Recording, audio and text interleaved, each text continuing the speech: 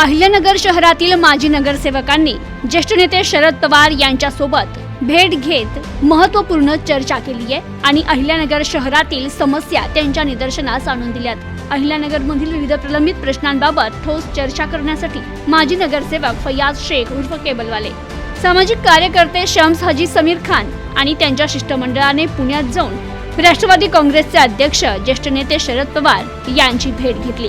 बैठकीदरम्यान अहिल्यानगर शहरातील स्थानिक नागरिकांच्या अपेक्षांबाबत सविस्तर चर्चा झाली, तर शहराच्या विकासासाठी शासन स्तरावर प्रयत्न व्हावे याकरिता शरद पवार यांच्याकडे मागणी करण्यात आली। तर शरद पवार यांनी देखील सर्व मुद्दे गांभीर्याने ऐकून घेतले असून योग्य त्या पातळीवर पाठपुरावा करून मदतीचं आश्वासन दिलंय। तर ही भेट स्थानिक राजकारणात आणि विकासाच्या दृष्टीने एक महत्त्वपूर्ण पाऊल मानली जाते। Bureau report, news today 24।